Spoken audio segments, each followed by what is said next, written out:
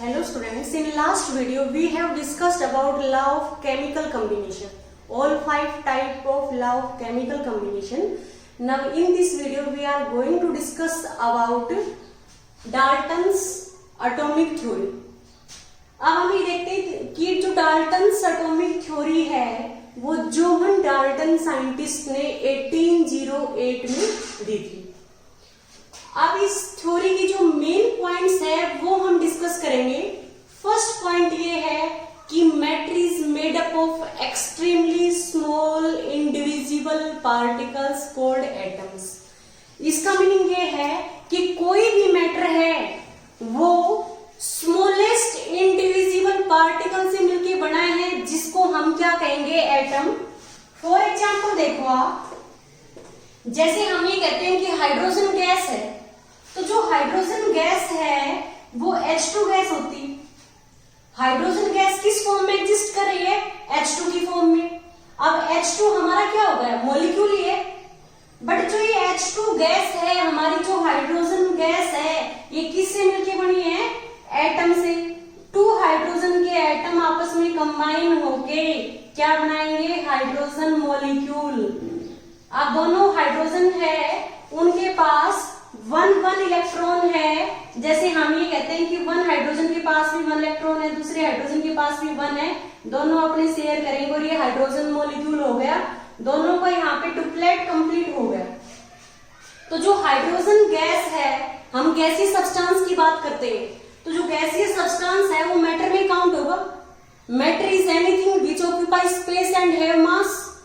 तो कोई भी सब्सटेंस जो मैटर है, मैटर में हम मेनली सॉलिड, लिक्विड और गैसेस के बारे में पढ़ते हैं।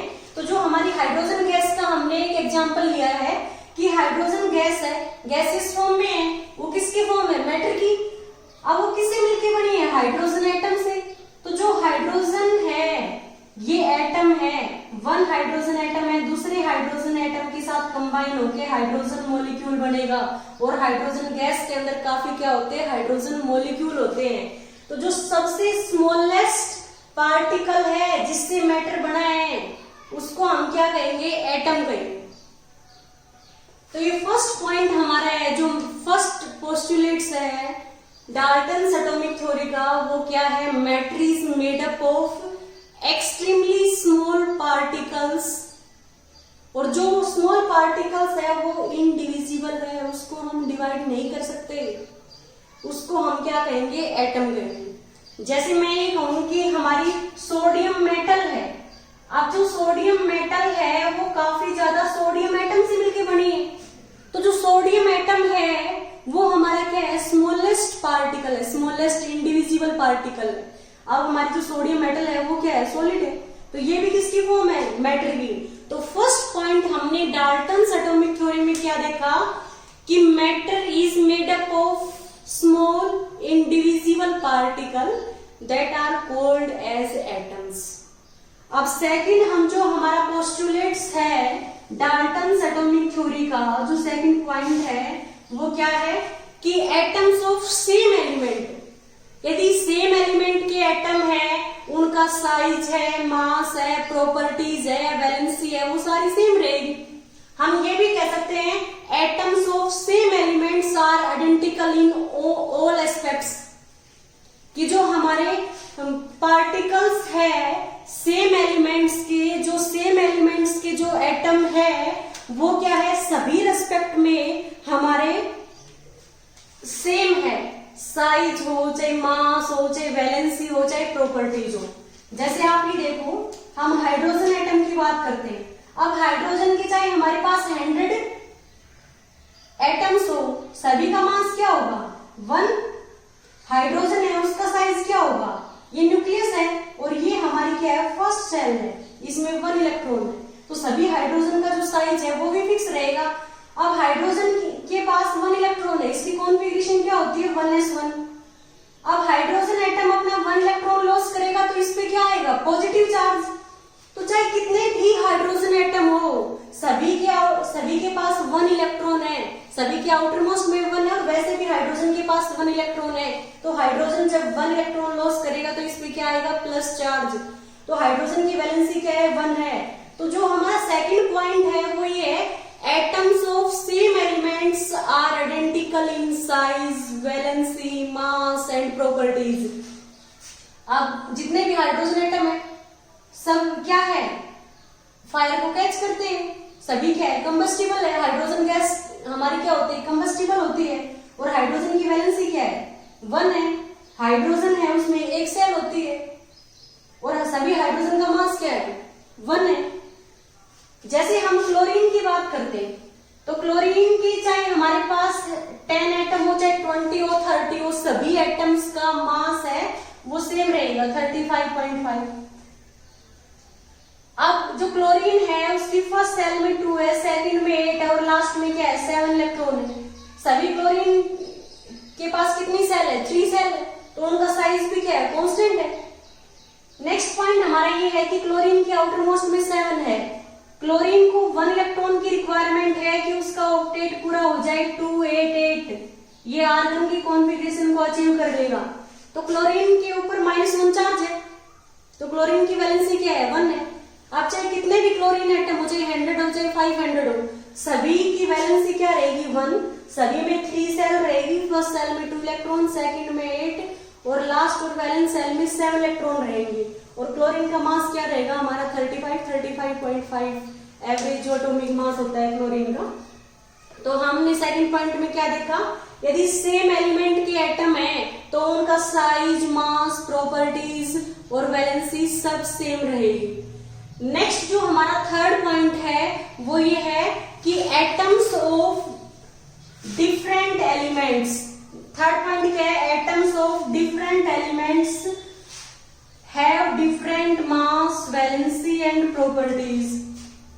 जैसे हम हाइड्रोजन और ऑक्सीजन की बात करते हैं, ये हाइड्रोजन है और ये ऑक्सीजन है।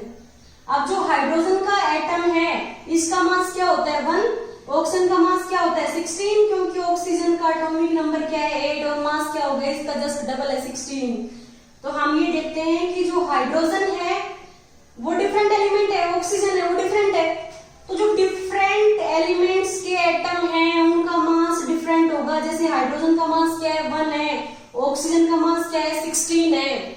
फिर हम साइज पे आते हैं, हाइड्रोजन है उसमें न्यूक्लियस है जिसमें क्या होते हैं, प्रोटॉन और न्यूट्रॉन। हाइड्रोजन का एटॉमिक नंबर 1 है तो इसमें 1 प्रोटॉन है, न्यूट्रॉन क्या है, 1 - 1 0 और इसमें फर्स्ट सेल है जिसमें 1 इलेक्ट्रॉन है। बट हम यदि ऑक्सीजन की बात करें तो ऑक्सीजन का एटॉमिक नंबर कितना है, 8, तो इसमें 8 ही प्रोटॉन है और 8 इलेक्ट्रॉन है। और न्यूट्रॉन कैसे कैलकुलेट करेंगे, atomic mass number minus atomic number, 16 - 8 आ गया। इसकी फर्स्ट सेल में 2 इलेक्ट्रॉन है और सेकंड सेल में 6 इलेक्ट्रॉन है, क्योंकि टोटल इलेक्ट्रॉन 8 है। फर्स्ट में 2 आ गए और सेकंड में क्या है, 6 है। 1 2 3 4 5 6। तो हम ये देख रहे हैं कि ऑक्सीजन का साइज है वो ज्यादा है और हाइड्रोजन का साइज है वो कम है। अब हाइड्रोजन के पास 1 इलेक्ट्रॉन है, जब ये अपना 1 इलेक्ट्रॉन लॉस करता है तो हाइड्रोजन पे क्या आएगा, पॉजिटिव चार्ज। अब ऑक्सीजन की बात करते हैं तो ऑक्सीजन की फर्स्ट सेल में 2 है, सेकंड में 6 है, इसको 2 इलेक्ट्रॉन्स की रिक्वायरमेंट है। जब ऑक्सीजन 2 इलेक्ट्रॉन्स को गेन करेगा तो ऑक्सीजन पे क्या आएगा, 2 नेगेटिव चार्ज। इसका मीनिंग क्या है कि ऑक्सीजन है उसकी वैलेंसी क्या है, 2 है।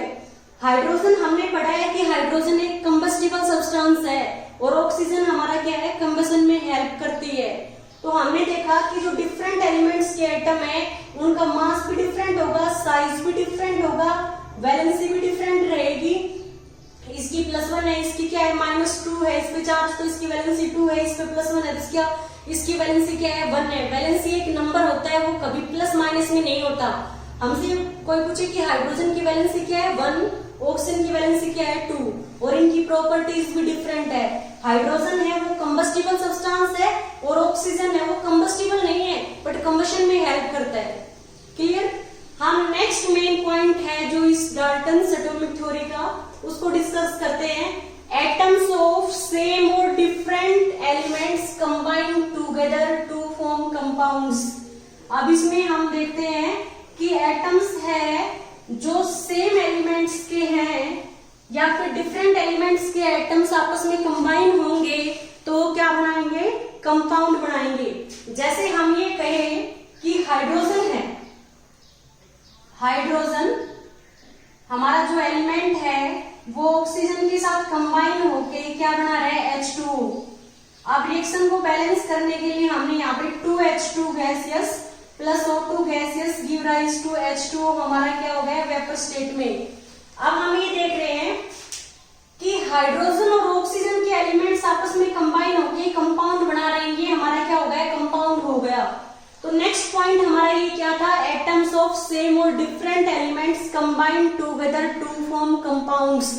अब इसमें हम देख रहे हैं कि हाइड्रोजन और ऑक्सीजन एक डिफरेंट एलिमेंट के एटम है, आपस में कंबाइन होके क्या बना रहे हैं कंपाउंड। वाटर हमारा क्या है कंपाउंड है। अब जो कंपाउंड है वो हमारा डिफरेंट एलिमेंट से मिलके बना रहेगा, जिसमें जो एलिमेंट्स का मास रेशियो है वो फिक्स रहेगा। जैसे H2 है, इसमें हाइड्रोजन कितनी है 2 है, A का मास क्या होता है 1 ग्राम, 2 का क्या हो गया 2 ग्राम। ऑक्सीजन का मास कितना हो गया 16, तो रेशियो क्या हो गया 1:8 रेशियो। तो हम देखते हैं कि वाटर के अंदर हाइड्रोजन और ऑक्सीजन का जो रेशियो है वो 1:8 रहेगा। तो हम क्या देखते हैं कि एटम्स ऑफ सेम और different elements combine together to form compound. जैसे हम ये देखते हैं कि जो ऑक्सीजन है हमारा वो हाफ O2 के साथ कंबाइन होके O3 ओजोन बना रहा है। तो यहाँ पे क्या है कि सेम एलिमेंट्स के एटम कंबाइन हुए हैं।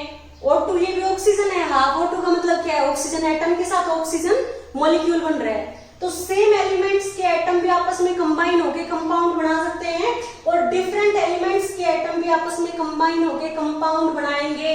कंडीशन क्या है कि यदि डिफरेंट एलिमेंट के एटम से कोई कंपाउंड बना है, चाहे वो कंपाउंड है किसी भी प्रोसेस से प्रोड्यूस हुआ हो, उसमें जो एलिमेंट्स का मास रेशियो है वो फिक्स रहेगा।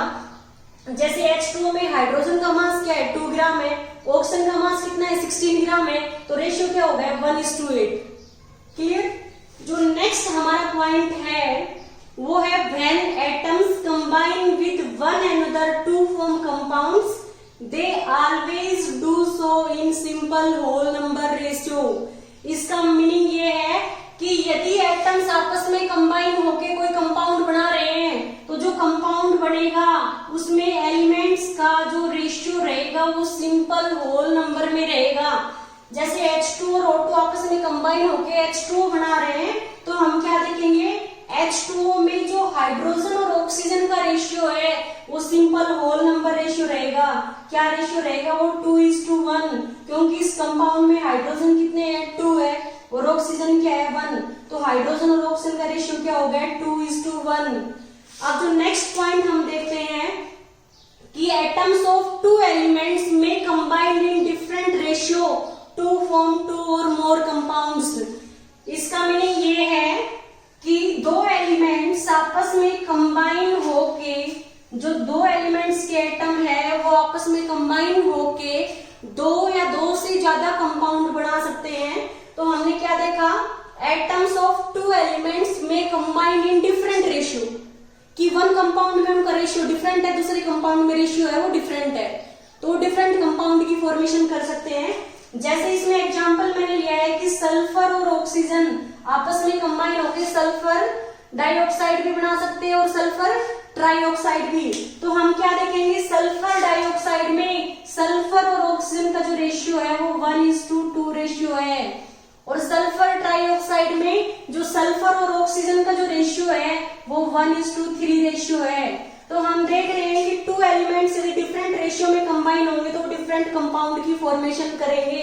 इसी में एक एग्जांपल हम कार्बन और ऑक्सीजन का लेते हैं। जब कार्बन और ऑक्सीजन आपस में कंबाइन होंगे तो कार्बन मोनोऑक्साइड भी बन सकती है और कार्बन डाइऑक्साइड भी।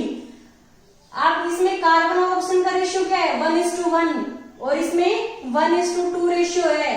तो जो ये हमारा पोस्टुलेट्स है ये लॉ ऑफ मल्टीपल प्रोपोर्शन है उसको एग्री करता है। उसमें भी हमने क्या देखा था लॉ ऑफ मल्टीपल प्रोपोर्शन में कि दो एलिमेंट्स आपस में कंबाइन होंगे तो वो 2 या 2 से ज्यादा कंपाउंड बनाएंगे, जिसमें एक जो एलिमेंट है उसका जो मास रेशियो है वो सिंपल होल नंबर में रहेगा जब वो दूसरे एलिमेंट के साथ कंबाइन हो रहा है जिसका मास क्या है फिक्स है। जैसे यहाँ पे भी सल्फर का मास 32 ग्राम है, यहाँ पे भी 32 ग्राम है। यहाँ पे O2 में ऑक्सीजन का मास क्या हो गया, 1 ऑक्सीजन का 16 होता है, 2 का क्या हो गया 32। यहाँ पे ऑप्शन 3 है तो क्या हो गया 48। तो दोनों में सल्फर का मास तो हमारा क्या है 32 ग्राम, और इसमें भी क्या है सल्फर का मास क्या है 32, बट ऑक्सीजन का मास क्या है 48। इसमें ऑक्सीजन का मास क्या है 32। तो हम क्या देख रहे हैं कि जो ऑक्सीजन है जो फिक्स्ड मास ऑफ सल्फर के साथ कंबाइन हो रहा है, तो उसमें जो ऑक्सीजन का जो मास रेशियो है वो सिंपल होल नंबर में रहेगा, और किस रेशियो में रहेगा 2:3 रेशियो में। तो ये हमारा जो पोस्टुलेट्स है ये हमारा लॉ ऑफ मल्टीपल प्रोपोर्शन को एग्री करता है। जो हमारा ये पोस्टुलेट्स था कि एटम्स आपस में कंबाइन होके कंपाउंड बनाएंगे तो वो हमेशा सिंपल होल नंबर रेशियो में कंबाइन होंगे, और उनका जो मास का रेशियो है वो भी क्या रहेगा फिक्स रहेगा। ये हमारा किस लॉ को एग्री करता है, लॉ ऑफ कांस्टेंट कंपोजिशन को। इसमें हम क्या देखते हैं कि जैसे हाइड्रोजन और ऑक्सीजन आपस में कंबाइन होके हमने रिएक्शन देखी थी, प्लस O2 गैस के साथ क्या बनेगा 2H2O गैस। तो इसमें हम क्या देख रहे हैं कि जो H2O है उसमें हाइड्रोजन और ऑक्सीजन का जो रेशियो है, हाइड्रोजन का मास क्या है 2 ग्राम, ऑक्सीजन का मास कितना है 16। तो जो रेशियो रहेगा वो हमारा क्या रहेगा 1:8 रेशियो। तो जो हमारा ये पोस्टुलेट है, ये पॉइंट है, ये हमारा किसको एग्री करता है, लॉ ऑफ कांस्टेंट कंपोजिशन को। अब नेक्स्ट हम देख रहे हैं कि an atom is the smallest indivisible particle that take part in a chemical reaction. कि जो एटम है वो स्मॉलेस्ट पार्टिकल है, स्मॉलेस्ट इंडिविजिबल पार्टिकल है, जिसको हम फर्दर स्मॉल पार्ट्स में डिवाइड नहीं कर सकते, वो क्या होगा केमिकल रिएक्शन में टेक पार्ट करेगा। इसमें हम एग्जांपल देखते हैं, जैसे आयरन हमारा सॉलिड है, उसका 1 एटम है, वो क्या है सल्फर के साथ कंबाइन होके क्या बनाएगा FeS। तो हम क्या देखते हैं आयरन सल्फर के साथ FeS की फॉर्मेशन कर रहा है, तो ये आयरन एटम है सल्फर के साथ कंबाइन होके फेरस सल्फाइड बना रहा है। तो हम क्या देख रहे हैं कि कोई भी केमिकल रिएक्शन है उसमें जो smallest indivisible particle take part करता है वो क्या है एटम है। नेक्स्ट हमारा पॉइंट है atom can neither be created nor be destroyed. कि एटम्स है उसको ना ही तो हम क्रिएट कर सकते हैं और ना ही उसको डिस्ट्रॉय कर सकते हैं। तो ये हमारा जो लास्ट पॉइंट है ये law of conservation of mass को एग्री करता है।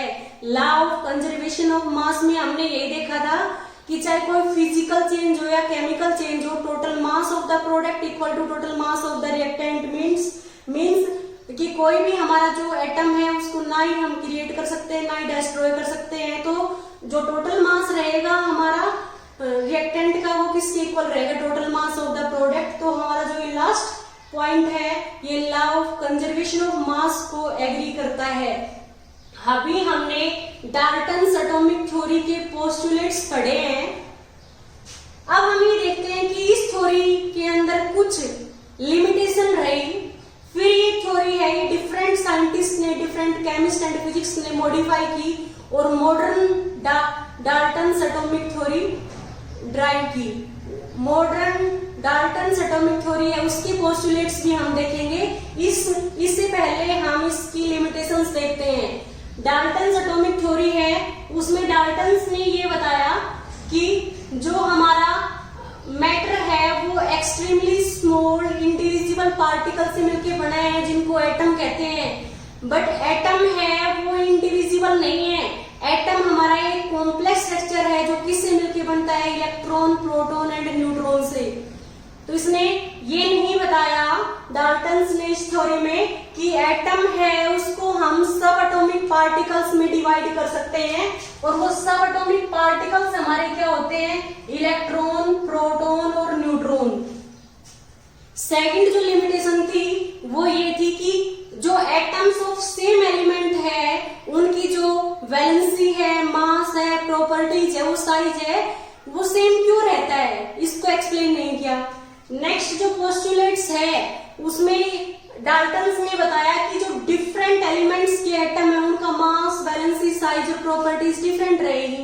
तो इसकी भी कोई एक्सप्लेनेशन नहीं दी कि जो डिफरेंट एलिमेंट्स है प्रॉपर्टीज है वो डिफरेंट क्यों रहेगी। अब जो नेक्स्ट पॉइंट है हमारा, आप डाल्टन्स ने ये भी एक्सप्लेन नहीं किया कि जब जो मैटर है हमारा जो स्मॉलेस्ट इंडिविजुअल पार्टिकल से मिलकर बना है, जिसको हम क्या कहते हैं, एटम्स कहते हैं, तो इसने ये एक्सप्लेन नहीं किया कि जो मैटर है वो एटम से मिलकर बना है और जो मैटर है उसकी 3 फॉर्म होती है, सॉलिड, लिक्विड और गैस। तो उनकी जो सॉलिड है या गैसियस फॉर्म है या लिक्विड फॉर्म है, उसके अंदर जो एटम्स के बीच में किस टाइप का फोर्स ऑफ अट्रैक्शन होगा वो भी डाल्टन ने एक्सप्लेन नहीं किया। और जो डाल्टन्स एटॉमिक थ्योरी है, इसने लॉ ऑफ केमिकल कॉम्बिनेशन को अच्छे से एक्सप्लेन किया। और कौन सी लॉ ऑफ केमिकल कॉम्बिनेशन को एक्सप्लेन किया, जिसमें मास का कंट्रीब्यूशन है, जिसमें मास को इन्वॉल्व कर रखा है। जो लास्ट लॉ था गे-लुसेक लॉ ऑफ कंबाइनिंग वॉल्यूम, उसके बारे में डाल्टन्स एटॉमिक थ्योरी ने कोई आइडिया नहीं दिया। तो फिर क्या हुआ कि डिफरेंट साइंटिस्ट ने, डिफरेंट रिसर्चर्स ने टाइम टू टाइम काफी रिसर्च करके कुछ कंक्लूजन पे आए। उन्होंने देखा कि इसके अंदर कुछ मॉडिफिकेशन की रिक्वायरमेंट है, तो मॉडिफाई करने के बाद हमारे पास क्या आई, मॉडिफाइड एटॉमिक थ्योरी आई। तो वो थ्योरी है, उसका बेसिस है वो सेम है जो डाल्टन्स एटॉमिक थ्योरी का है, बट इसमें कुछ मॉडिफिकेशन कर रखे हैं। और वो क्या क्या मॉडिफिकेशन है वो हम देखते हैं। तो जो फर्स्ट मॉडिफिकेशन है वो हम ये देखेंगे कि जो मॉडर्न एटॉमिक थ्योरी है, जो मॉडिफाइड एटॉमिक थ्योरी है, उसने इस पोस्टुलेट को भी एक्सपेंड किया कि matter is made up of extremely small indivisible particle called atoms. इसका मतलब क्या है, इसका मीनिंग ये है कि जो मैटर है वो स्मॉलेस्ट इंडिविजिबल पार्टिकल से मिलकर बना है, जिनको एटम कहते हैं। बट मॉडिफाइड एटॉमिक थ्योरी ने एक्सप्लेन किया कि जो एटम है वो स्मॉलेस्ट इंडिविजिबल पार्टिकल नहीं है। तो जो हमारी मॉडिफाइड एटॉमिक थ्योरी आई, उसने एक्सप्लेन किया कि जो ये फर्स्ट पॉइंट है, एटम है वो स्मॉलेस्ट इंडिविजिबल पार्टिकल नहीं है।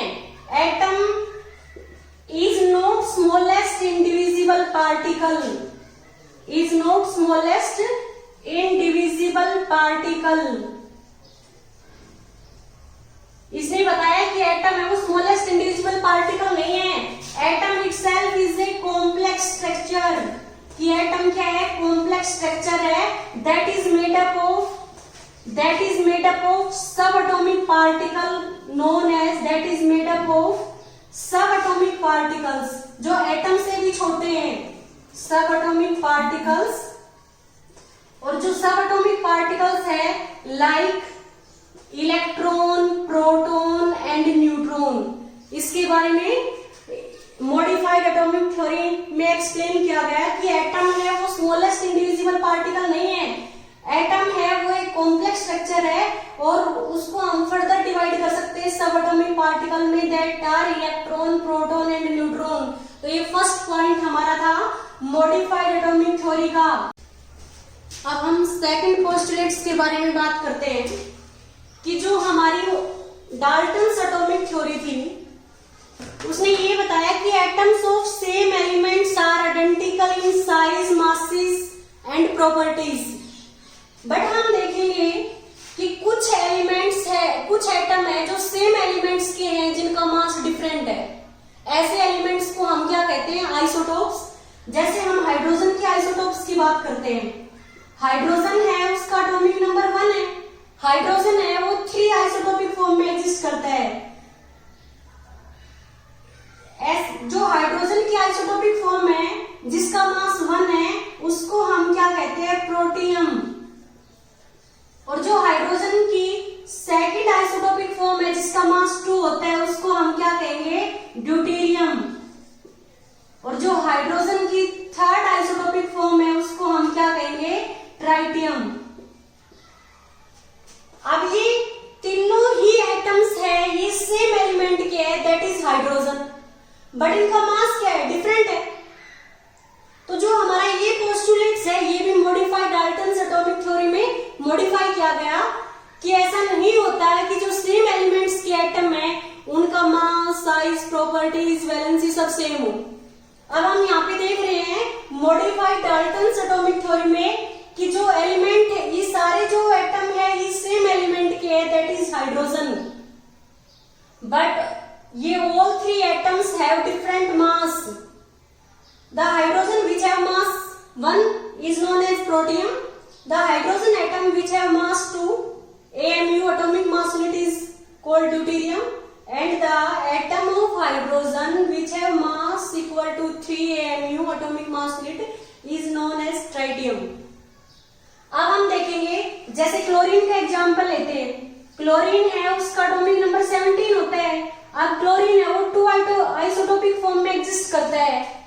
एक का मास क्या है 35, दूसरी आइसोटोपिक फॉर्म में एग्जिस्ट करता है जिसमें उसका मास क्या है 37 है।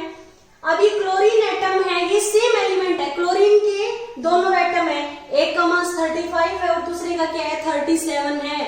तो हम देख रहे हैं सेम एलिमेंट के यदि एटम है उनका मास डिफरेंट हो सकता है। तो हम क्या लिखेंगे कि ऐसे एटम्स जो सेम एलिमेंट के हैं, जिनका सेम एटॉमिक नंबर है बट डिफरेंट मास नंबर है, उसको हम क्या कहेंगे आइसोटोप्स। तो हम क्या कहेंगे एटम्स ऑफ सेम एलिमेंट्स, यदि सेम एलिमेंट्स के एटम है having same atomic number but have different mass number are known as isotopes, are known as isotopes।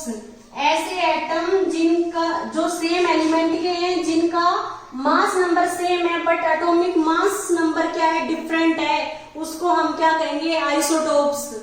Next जो हमारा पॉइंट है, जो थर्ड पॉइंट है, उसमें हम देखेंगे जो पहले हमारी डाल्टन्स एटॉमिक थ्योरी थी उसमें गिवन था कि जो एटम्स ऑफ डिफरेंट एलिमेंट्स, यदि डिफरेंट एलिमेंट्स के एटम है तो उनका मास, साइज, प्रॉपर्टीज डिफरेंट रहेगी, बट ये सभी केस में नहीं होता।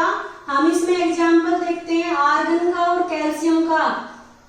आर्गन का एटॉमिक नंबर 18 है, कैल्शियम का एटॉमिक नंबर 20 है। आर्गन है उसका मास 40 है, कैल्शियम का क्या है 40 है। तो हम ये देख रहे हैं कि दोनों एटम ये डिफरेंट एलिमेंट्स के हैं बट इनका मास क्या है सेम है। तो ऐसे एटम्स जो डिफरेंट एलिमेंट्स के हैं, जिनका डिफरेंट एटॉमिक नंबर है बट मास नंबर क्या है सेम है, उसको हम क्या कहेंगे आइसोबार्स। तो हम क्या कहेंगे आइसोबार्स क्या होते हैं atoms of different elements. Different elements के एटम है have different atomic number। जब एटम्स डिफरेंट एलिमेंट के हैं तो उनके एटॉमिक नंबर भी डिफरेंट रहेंगे but have same mass number. Mass number क्या रहेंगे सेम रहेंगे। ऐसे एलिमेंट्स को हम क्या कहेंगे isobars, are known as isobars, उसको हम आइसोबार्स कहेंगे। नेक्स्ट जो पॉइंट है हमारा वो ये है कि जो हमारी पहले जो डाल्टन्स एटॉमिक थ्योरी आई थी उसमें क्या गिवन था कि when atoms combine with one another to form compound they always do so in simple whole number ratio. अब जो ये मॉडिफाइड डाल्टन्स एटॉमिक थ्योरी आई है उसने क्या एक्सप्लेन किया कि यदि डिफरेंट एलिमेंट्स के एटम आपस में कंबाइन होकर कोई कंपाउंड बना रहे हैं तो उनका जो नंबर है वो फिक्स रहेगा और वो इंटीग्रल रहेगा, बट ये जरूरी नहीं है कि वो हमेशा सिंपल होल नंबर रेशियो में हो। जैसे हम ये सुक्रोज का एग्जांपल लिया है C12H22O11, ये सुक्रोज है हमारा। इसमें जो कार्बन, हाइड्रोजन और ऑक्सीजन है उसका नंबर फिक्स है, 12 कार्बन है, 22 हाइड्रोजन है और 11 क्या है ऑक्सीजन है, तो इनका नंबर फिक्स है। तो मॉडिफाइड डाल्टन्स एटॉमिक थ्योरी क्या कहती है कि elements compound in fixed ratio, elements compound in हम ये कहेंगे कि एटम्स कंबाइंड इन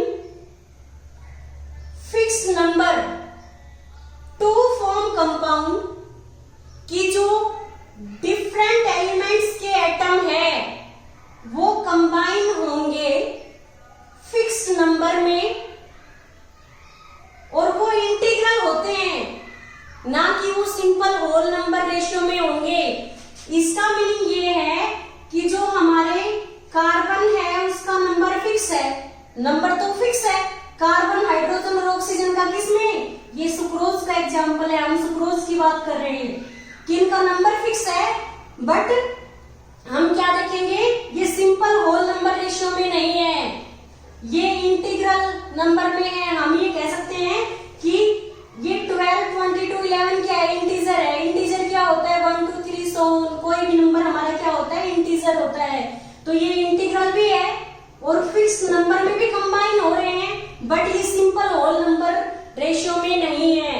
और जो हमारा लास्ट पॉइंट है मॉडिफाइड डाल्टन्स एटॉमिक थ्योरी का, वो ये था कि जो हमारी ये पहले डाल्टन्स एटॉमिक थ्योरी आई थी, इसने ये बताया था कि जो एटम है वो स्मॉलेस्ट पार्टिकल है, उसको हम डिस्ट्रॉय भी नहीं कर सकते और क्रिएट भी नहीं कर सकते। Atoms is the smallest particle which can not be destroy और क्रिएटेड। बट हम देखेंगे कि कुछ एलिमेंट के जो एटम है, जैसे हम यूरेनियम की बात करते हैं, यूरेनियम का एटॉमिक नंबर क्या है, 92 और मास क्या है, 235। अब यूरेनियम है, उसको हम प्लूटोनियम में कन्वर्ट कर सकते हैं, जिसका एटॉमिक नंबर क्या है, 94 और मास क्या है, 239। तो हम क्या देख रहे हैं कि एटम्स को हम इंटर कन्वर्ट कर सकते हैं by the help of nuclear reaction. हम देखेंगे कि यूरेनियम पे जब हम न्यूट्रॉन्स की बम्बार्डमेंट करेंगे या अल्फा पार्टिकल्स की, तो हम उसको प्लूटोनियम में कन्वर्ट कर सकते हैं। तो हम क्या देखेंगे कि एटम्स है वो इंटर कन्वर्टेबल होते हैं, जबकि जो पहले जो हमारी डाल्टन्स एटॉमिक थ्योरी आई थी, उसने क्या एक्सप्लेन किया था कि atoms is the smallest particle that can not be destroy और क्रिएटेड। हम इसमें क्या देख रहे हैं कि atoms can be inter converted into one another by the help of nuclear reactions. अब हम देखते हैं कि नाइट्रोजन को हम ऑक्सीजन में कन्वर्ट कर सकते हैं by the help of nuclear reaction, by the bombardment of neutrons. तो हम क्या देखेंगे कि एलिमेंट्स के जो एटम है, वो एटम्स है वो भी इंटर कन्वर्टेबल है by the help of nuclear reactions. हम देखते हैं कि हम न्यूक्लियर रिएक्शन की हेल्प से किसी एलिमेंट को जिसका मास ज्यादा है, उसको दूसरे एलिमेंट में कन्वर्ट कर सकते हैं जिसका मास कम है। तो हम ये कहते हैं कि मास को हम ना ही तो मास क्रिएट होता है और ना ही डिस्ट्रॉय होता है, बट ये जो इक्वेशन है, जो एनर्जी की इक्वेशन है, जो आइंस्टीन साइंटिस्ट ने दी थी, उसने क्या बताया था कि मास को हम डिस्ट्रॉय या क्रिएट नहीं कर सकते, बट मास को एनर्जी में कन्वर्ट कर सकते हैं और एनर्जी को मास में कन्वर्ट कर सकते हैं by the help of equation E = mc²। Okay students, हमने मॉडिफाइड डाल्टन्स एटॉमिक थ्योरी के सारे पोस्टुलेट्स देखे हैं। यदि आपको इस लेक्चर में कोई भी डाउट हो, प्लीज आप हमें कमेंट बॉक्स में कमेंट कीजिएगा, हम उसका सॉल्यूशन पोस्ट करेंगे। Thank you students.